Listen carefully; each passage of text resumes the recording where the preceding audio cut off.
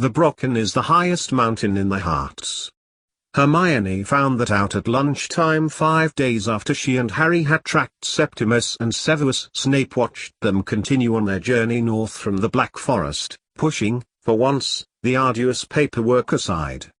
The separation of wizards and non-wizards was going to happen, or it wasn't. She was going to get married to Harry in just over a week, and apparently there was a portkey somewhere in Germany.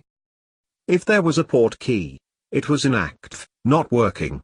There was no record at all of one, not in the Harz Mountains, not anywhere near that location. In fact, that she had spent more time in the archives 3 floors below ground in Strasbourg, on the pretext of being efficient, had actually been beneficial to her. How was a person supposed to deal with such ruling? It was all very well for Draco Malfoy to insist that this was the right thing for everyone, but another thing to carry it out. Researching this had taken her mind off it all. A year ago, when Harry had proposed, life never seemed happier. She had wanted the promotion at Strasbourg, as it had meant more money towards their wedding and their start to life. People whom she had known all her life were just that, those people. Remus and Sirius were just Auras, doing their job. Sam was just Sam, a student at Hedgewood's. Even the reciprocators didn't do a great deal. And then, legislation had allowed half-breeds to be brought into the country, non-wizards had been accepted to Hedgewood's, and everything had steadily got out of control from there. 8 o'clock in the evening and Hermione flew home. She had not stopped in her Strasbourg apartment since the hearing, she just felt she couldn't face it. If these were the last days of wizards and non-wizards being together, living their lives together in Britain, before living in secrecy and hiding magic, then she wanted to be there to see it, to remember it. But the streets were not crowded, as she imagined. There weren't hundreds of thousands of people marching against such an unethical ruling.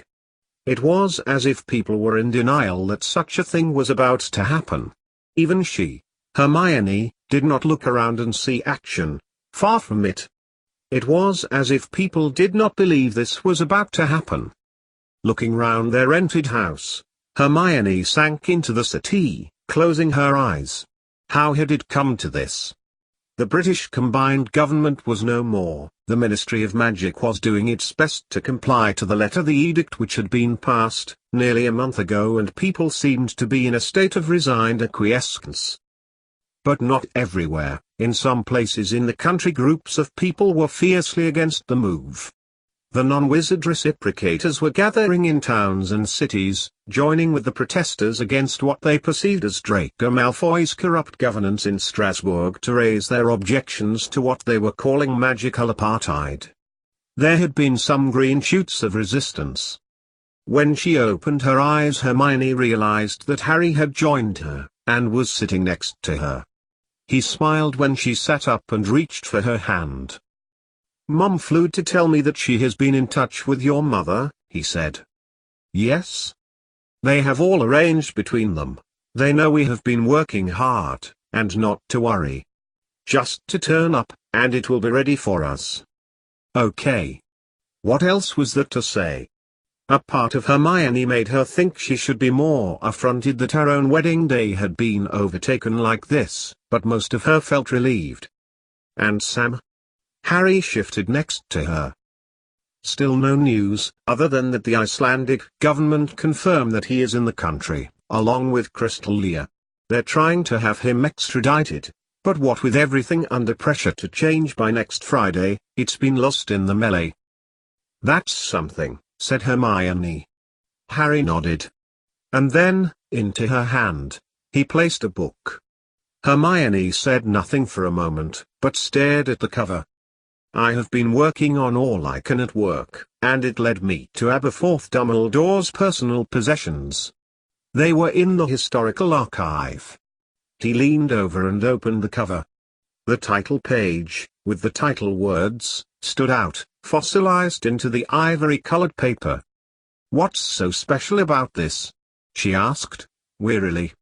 Harry smiled. "It's not like the others," he said. "I should know, I read a few.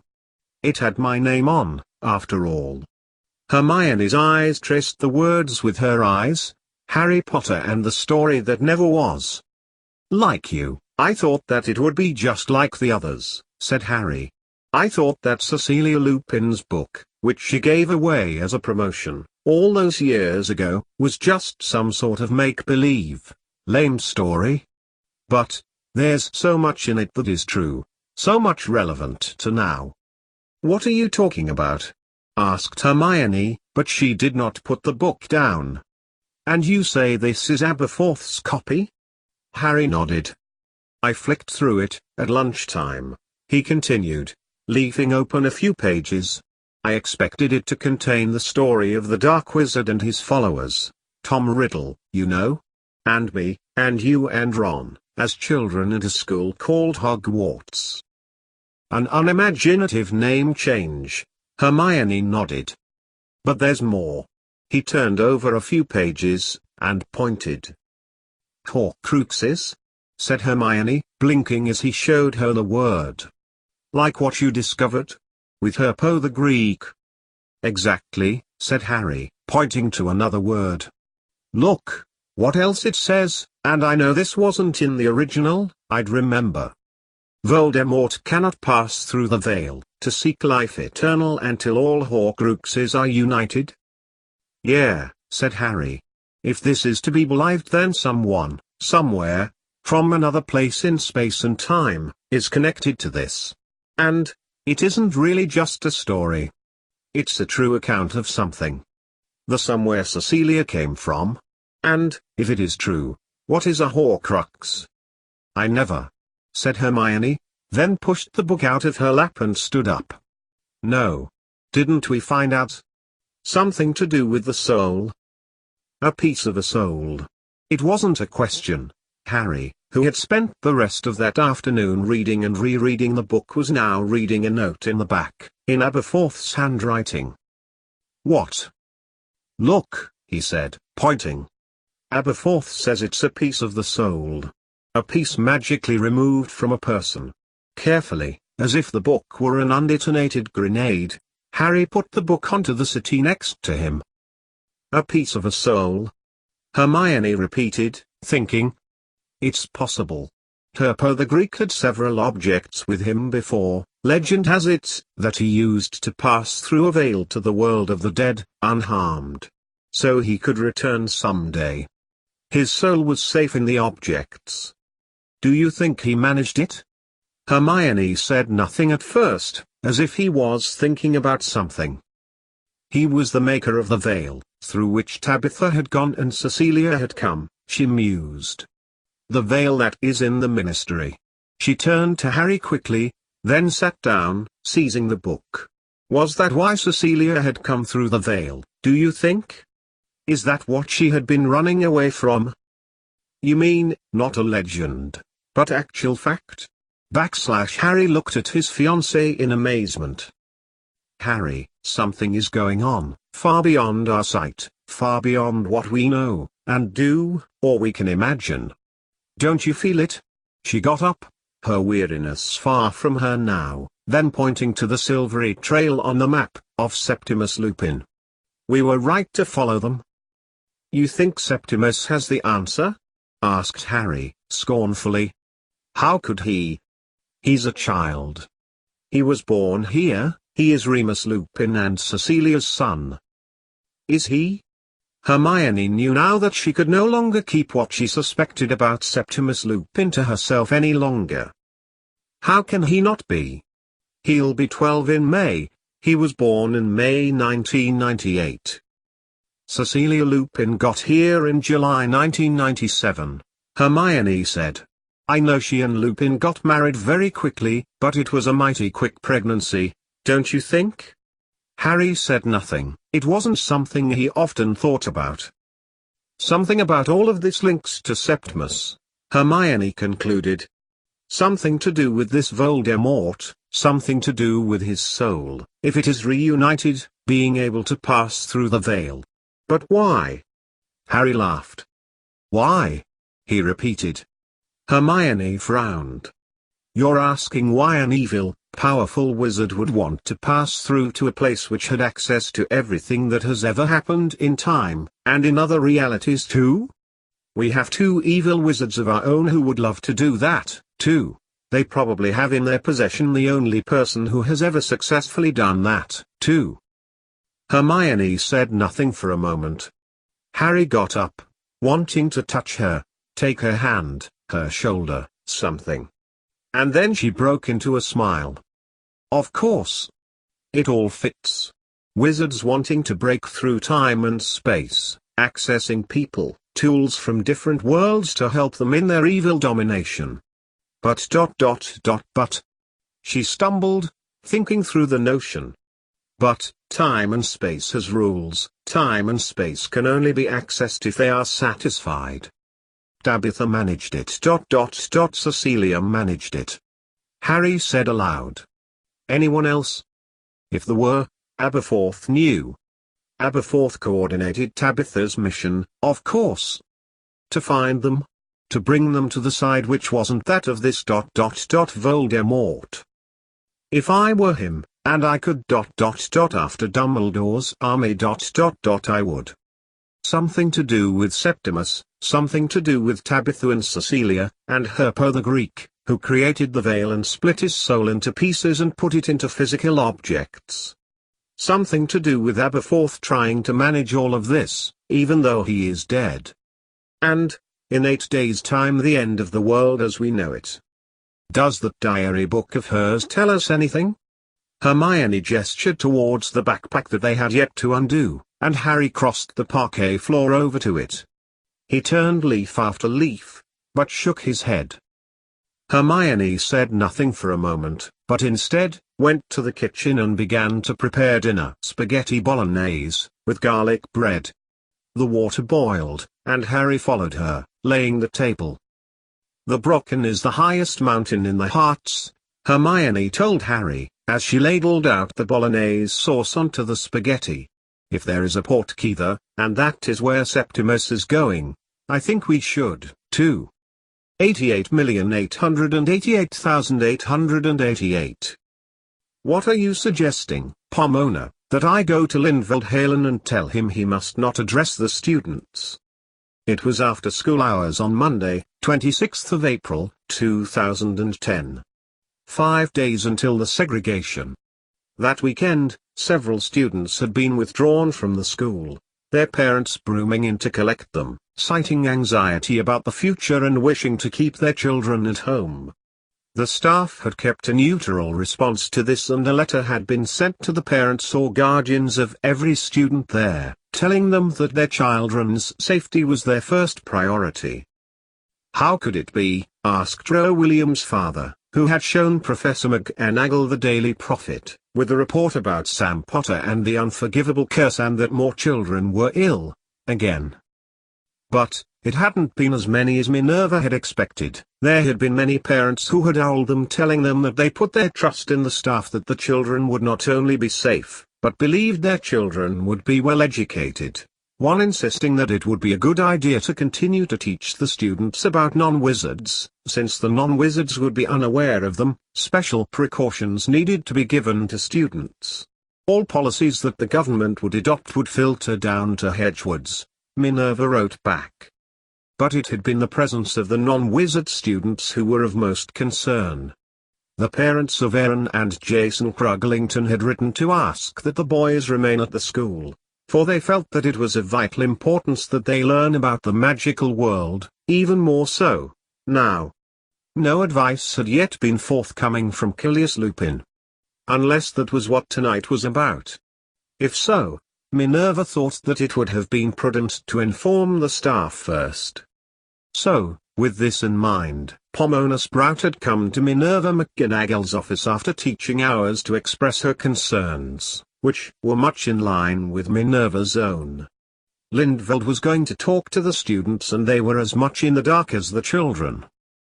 We could go to see him now, suggested Pomona, staring at Minerva's leather-inlaid desk. Surely he has no objections to us heads of house knowing, so that we can field any questions that come our way. I agree. But, It was to their greatest surprise that Lindveldt was not in his office, nor anywhere else, despite looking. 7 o'clock that evening. That was when the headmaster was going to address the students. They supposed they had to wait until then. 88,888,888. Another picturesque German town. Another step towards the goal of the port key, which would take him to where his mother had last been, and he could begin the trail to find her there. A wooden sign hung in the market square of the little town of Goslar. Rising high behind it, as they landed gently on the inlaid cobblestones, which suggested medieval design, but hinted at late 20th century production, the mountains of the Harz loomed, like a tall, curved wall. The high peak looked to Septimus as if it had been colored in by a child with a lot of white paint, but the cloud, for that's what it was, moved and swayed its vapors as he watched. Bold slopes and green and yellow thrusting out on occasions, and a building at the very top, surrounded in wire fencing. Yesterday, they had been in a more southern town, Wernigerode, but it had no access to the mountains. Goslar was the gateway, and here the shops betrayed their wanton commercialism for the day which was drawing close, of witches, as marionette puppets, cats and cauldrons and legends, books of Beltane and Walpurgisnacht. I saw a delicatessen as we landed, Snape announced, as Septimus waited in the small village green at the center of Goslar. Wait here, and I'll bring lunch. The Harz Mountains, and here, the highest one of all, the Brocken. Somehow its height, shooting up as it seemed to do out of the back of the buildings of the village, somehow seemed ominous, portentous, as if waiting patiently for him, Septimus, to make his way up there. But not just yet. 4 days to go until Walpurgisnacht. 88,888,888. We haven't even had dinner yet, grumbled Darren Black. Rufus and Julian took their places at the Gryffindor table. We've usually had it by now, 6 o'clock. And by now we've just had pudding, he grumbled, as he looked down the empty tables, students waiting as impatiently as he was. It was a mean thing to do, Darren said, bringing us from our common rooms, only to sit in the great hall without their dinner. Julian looked up and down the table too, following Darren's head, but his mind would not rest in thoughts of food. Septimus, he thought to himself. Something was happening with his friend. And if any of the students were to be believed, his position as a non-wizard at Hedgewards was on shaky ground. Something was happening with non-wizards in the outside world. Whether or not he knew precisely what, Julian didn't care about the details. His mother and father and little sister were non-wizards. Something was going on that involved them. I mean, come on, said Darren, in disgust, not even some bread rolls to keep us going. Or an apple. But his complaints were ignored by those around him as the room fell silent. Before them, on the dais, without announcement their headmaster stood. He waited patiently until everyone ceased talking and then, taking a step forward, nodded his chestnut-brown head and then looked at the floor. What I have called you here tonight, with such suddenness, is a matter of grave importance to each and every person in this room. Lindveldt looked around at the students' tables, before turning and looking at the people behind him, the teachers at the table, waiting, poised, to hear what he had to say. Lindveldt then looked back to the students. As some of you may know, the Ministry for Magic has, 10 days ago, adopted the legislation passed into law at the hearing in Strasbourg, otherwise known to some as the Declaration of Wizards. This declaration sought to promote wizards as superior to non-wizards, and used the idea of safeguarding non-wizards as its pivotal point. At this, the room erupted into a babble of talking. Everyone wanted to talk about this, speculate on what knowledge they had, project their ideas into the future. Gryffindors leaned over to Ravenclaws, older students got to their feet and began to stand together in groups. Others began to point and stare at one another, many pointing in the direction of Sam Cruglington, who folded his arms, defiantly. This time, Lindveld raised his wand, calling out, "Silence!" And when silence was reached, the students sitting down, deflated, he continued. The declaration was successful in its aims, Lindveld continued. Strasbourg, under Draco Malfoy, recognized the position that the wizards were bringing to light. As such, he has passed an Act of Parliament within the European Parliament, ratified by every country's MUP, that non-wizards should be isolated from wizards.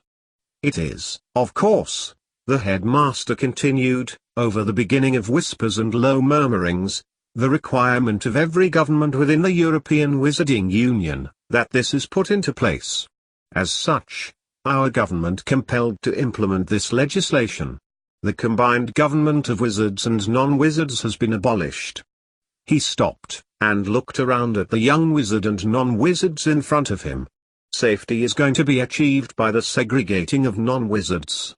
At the end of the month, a few days from now, all wizard families are to relocate to their nearest safe village.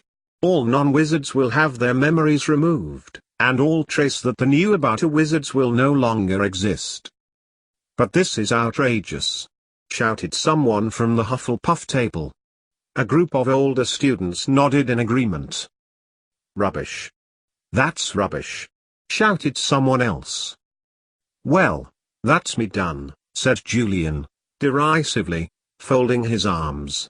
"Nice knowing you, Rufus." Darren, he nodded at his friends. "And Septimus too, if you ever see him again, tell him, will you? 'Cause it looks like I am to forget about you all. Do you think they'll let me keep my rock collection?" "No," shouted Darren, turning to stare at Julian. "That can't happen. You're our friend. We're—" "You heard the man," said Julian, sourly. "All that effort Mum took to get me here, getting poorly, everything. And now I'm going to end up in a non-wizard school learning ... algebra and stuff." "No," insisted Darren, turning to look at Rufus, who was staring at the headmaster. "You've tell Julian it won't happen to him." But he trailed off as he saw where Rufus Lestrange was looking, right at the headmaster, or, more specifically, at the headmaster's arm. For, resting on it was a bird, large and graceful. It opened its beak and breathed a breath which immediately iced up part of Lindveld Halen's hair. The room lulled to silence again. The bird opened its wings and stretched them, revealing a wide wingspan and little crystals of ice on its under feathers. It squawked again, high and brittle, like someone drawing on an iced-up window with a stick. "As long as I am headmaster of this school, this law will never come into force. Wizard, or non-wizard, all of you belong to the school community. Whatever happens over the next few days, it must be remembered we are a family, we belong together, no matter whether our parents are wizards or non-wizards. We need you to help protect Hedgewards from attack of ministry carrying out law from European Wizarding Union who wanted to integrate into Durmstrang. Durmstrang is not Hedgewards. Amongst us." Lindveld Halen looked across to Julian and then further back, to where Jason was sitting. "Sit two non-wizards. In the infirmary lies another. We, as a school, will not allow the ministry, or anyone else for that matter, remove these students from our number." Slowly, the headmaster, arms still out wide, turned to the row of teachers, all sitting behind him. Some, like Professors Flitwick and Sprout, were still, arms, hands, fingers still outstretched as if interrupted in the process of speaking to one another. "I first call upon the teachers of Hedgewards," Lindveld began, "to ask if they will join me in securing and upholding the security of this castle." There was silence. The students' talk had dropped to nothing, everyone was staring at the teachers' table. "Nothing's happening," hissed Darren to Rufus. Rufus Lestrange, his dark, curly hair reflecting the candle light above, turned a little to his friend. He had a small smile on his face, though the rest of his features displayed his usual not on this planet look. But he wasn't looking at the teaching staff. Instead, His eyes were on the ice phoenix. And then, when it looked as if nothing was actually going to happen, that no wizards and witches before them were going to do anything, Struan Crowfoot, teacher of runes, got up. He declared, in his Aberdonian accent. I will secure castle with you, Professor Halen. Declared another voice. Professor Huxley Baird was also on his feet, his wand raised in a kind of salute. And within a minute, with a variety of assertions, Scots or otherwise, each teacher was standing up and had pledged their wand, agreeing to support Lindveld Halen. And, with the last word, from Professor Sprout of Jolly Good. Lindveld Halen, head teacher of Hedgewood's School of Witchcraft and Wizardry, lifted both of his arms vertically above his head. The ice phoenix let out an ear-piercing squeal, opening wide its white-blue wings, ice shards falling away from its wings as, with his other arm, Lindveld Halen held aloft his wand. No words came from his mouth. Everyone in the great hall had their eyes on the bird as it began to swirl in a vortex around the headmaster's head. And then, without warning, a sound like an explosion filled the hall. The wizards behind Lindveld, their wands also raised, followed the movement of the bird as it rotated. The hall filled with ice and the phoenix was aloft, soaring over their heads and around the hall. Behind them, the doors flew open, thudding heavily against the sandstone block walls as the phoenix rushed out. The students rushed to the open doors and craned to see the bird as it swooped and dived around the castle. "What's it doing?" asked Darren. "Protecting us." Darren turned to look at Rufus who, like the rest, were following the trail of the icy bird around the sky, the castle, the quibball and Quidditch pitches. But his expression was not like the rest. His face seemed to betray a knowledge rather than questioning awe. "The ice phoenix casts a protection around things. Did you see? It went all the way to the edge stops." Julian looked over the heads of the students and out into the dusk light. He couldn't say he had noticed the range of the bird, but it had been spectacular to see it coating the air with what looked like tiny ice crystals. "My father has been looking after that bird for a long time," Rufus continued, looking between his friends. "It was living in our owlery. Mum was happy to bring it for Professor Snape last year. Made all the difference. It comes from a long time ago." "You mean a long way away?" asked Julian, frowning at his friend. "Yes, the same thing, really. It has been waiting for this particular headmaster. You are safe now. The power of the ice phoenix can never be broken, unless all of the teachers and the headmaster want it to be broken." He smiled at Julian. "You won't have to leave Hedgewoods now." A tap-tap-tap sound was coming from the front of the hall now. Lindveld Halen, who had not moved from his position on the raised dais before the teacher's table. The members of staff, however, had retaken their seats and were now talking to one another in low voices. Only Professor McGonagall was standing up, and was using her wand to call order. "Please, take your seats. Dinner will be served shortly." "Fraser Blewett is getting better," Darren hissed to both Rufus and Julian as they tucked into a hearty dinner of chicken, vegetables and gravy. "I was speaking to Aaron, who was told by his brother and he has been to visit him, in St. Mungo's. He's going to be coming back to school. Apparently, Fraser says. Fraser says Sam did attack him with that spell, but I think more should be done to investigate what happened." Darren turned, angrily, to the person who had interrupted his story and did not change his expression much even though Arella Blewett had taken up a seat next to him. "Hello, Jules," she added, when Julian had raised a fork, mid-mouthful, in acknowledgement. "Sam is not to blame, though," Arella continued, helping herself to food. "He thought my brother was going to attack him. He's been having problems at home." "You're right there," muttered Darren. "You were there at Christmas, Arella, you know about his parents and everything." "No, I wasn't. It was only Fraser and Dad, corrected Arella. Anyway, my parents, and Fraser, don't want to press charges. It's not in your hands, Rufus replied, quietly. Sam Potter's is overage. But he cannot be prosecuted if he is in Iceland. He's in Iceland? That's what Mum says. He and Crystal Leah got married at Hogsmeade and they've run off to Iceland.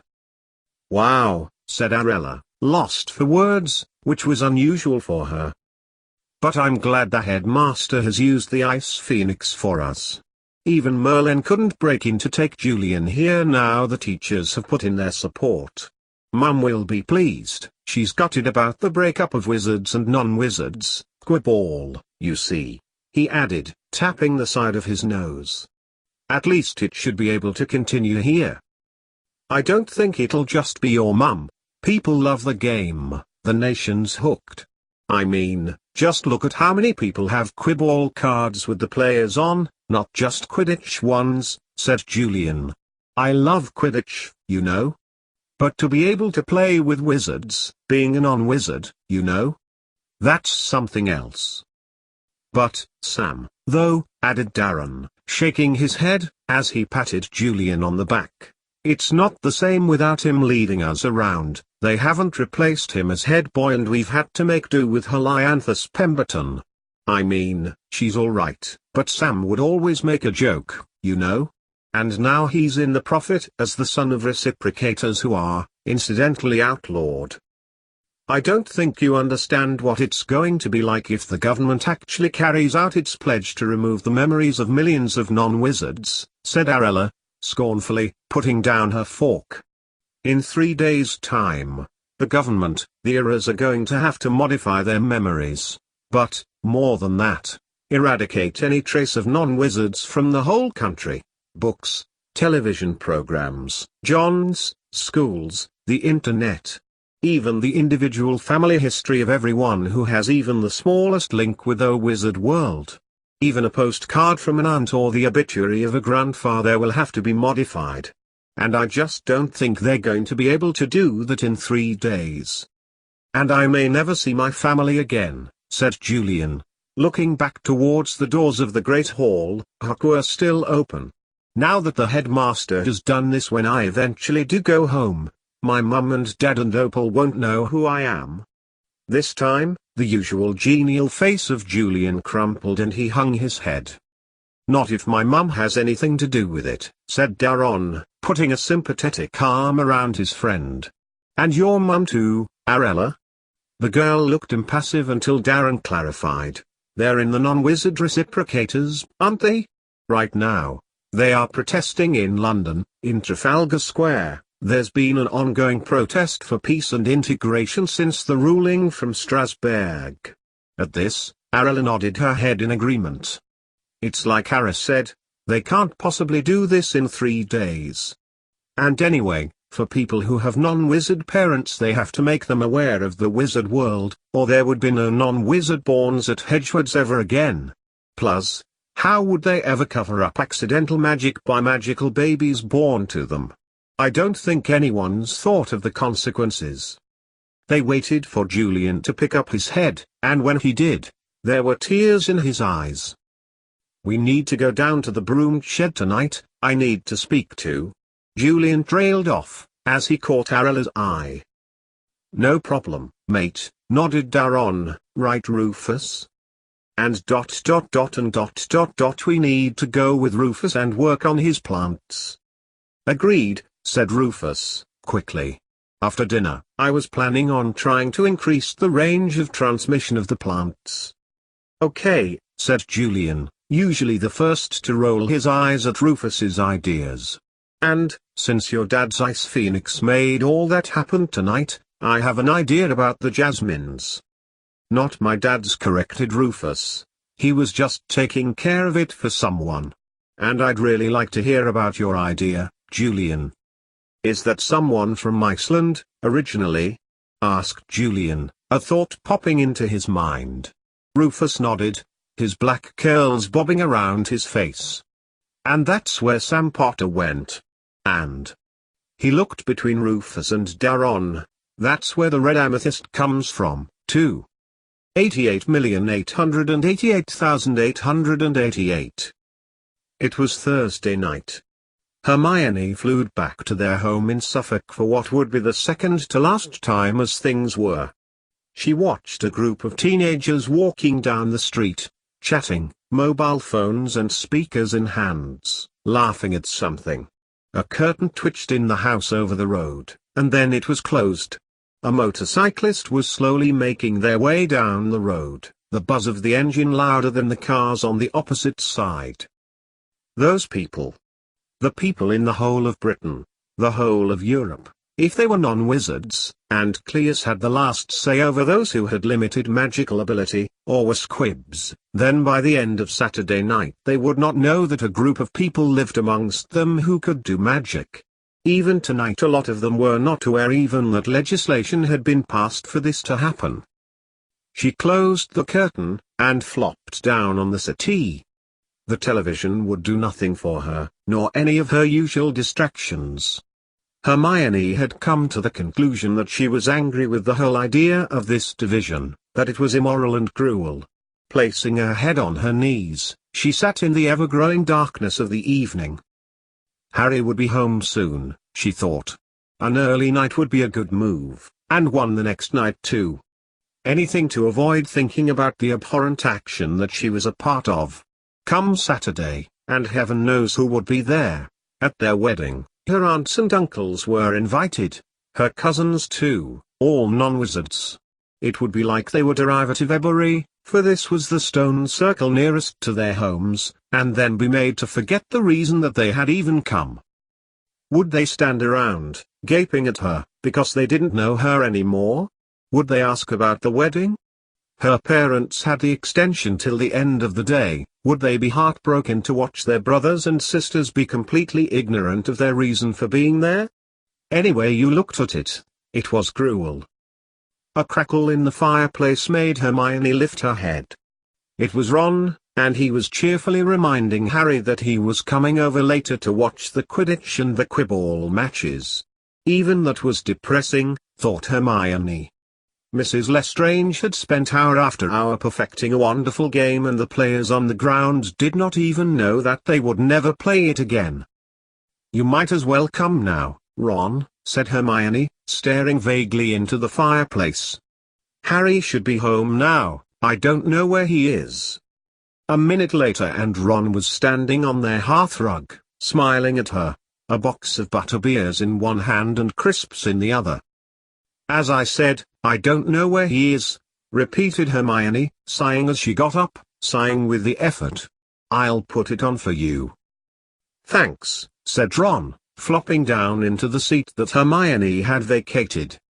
"It'll be on after the news. Are you all right?" "Just a long day at work," said Hermione, shrugging. "So much to do for this separation, you know." "Tell me about it," said Ron, amiably. "I was in at 6, and we've been rerouting ever since. Anything that is related in any way to non-wizards, any public flue hearths, areas where portable flues can be set up, all have to be abolished, diverted or re-enchanted." He turned his head towards the television screen. "And, look at this, another accident. A huge pile-up on the A1M." "Accident?" asked Hermione, grimly. "You think they're accidents, do you?" "Why?" Ron frowned, a newly formed line etching deeper between his eyebrows. "Because of the separation, of course. Either the ministry is doing things by accident in their haste to get things changed, and not thinking about the consequences, or it is causing them to distract from what they are doing." "You really think that the ministry would do something like that?" "Cleus?" snorted Hermione, honestly. "Yes, I think Cleus would do lots of things like this. Nothing too bad, but enough to interest the non-wizard news. A massive distraction from what they are doing, and then, Sunday morning, bam. We are all living, hiding in plain sight, and non-wizards have this vague idea about magic, witches and wizards, but shake it off and get on with their lives." "Doesn't sound much different to what a lot of them do anyway," said Ron, evenly. Besides, Mum says Cleus has not been well recently, ever since he took that potion that they gave to Remus Lupin. So he probably didn't plan it. And, he broke off, as a breaking news report told of a motorway bridge collapsing over the M2 and a fire which had broken out in a shopping center. Hermione looked at him, silently. A pretty bad way to end the community of wizards and non-wizards, Ron said, quietly. He watched as Hermione moved slowly over to the wall in the kitchen. She turned back and over her shoulder said, "It's our bridge too. It's our A1M, it's our shopping center." Then, she fixed her eye on the map. Ron sat forward, watching her. Hermione stretched out a finger and raised her hand in line with a glow that he could just about see coming from it. He got up, and went over to her. "Septimus Lupin is here," said Hermione, without turning round. "He's heading for the highest mountain in the Hearts, where there is said to be a port key. He has been traveling around Europe with Severus Snape since Christmas and ... and... Her face crumpled and she began to sob, "Because of Draco Malfoy, my parents won't know who I am after Harry and I get married." There, was all that Ron could think of saying when Hermione burst into tears, her racking sobs soaking the shoulder of his jumper. Lamely, he turned back to the television, noticing that the preamble to that evening's quibble had begun, and was really pleased when Harry finally apparated into the living room and he could hand her over to him. "What?"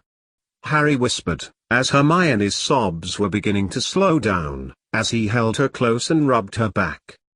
"Something about her parents, and the wedding, and," he pointed to the map and then at Hermione, "something to do with Septimus Lupin, Severus Snape and a port key."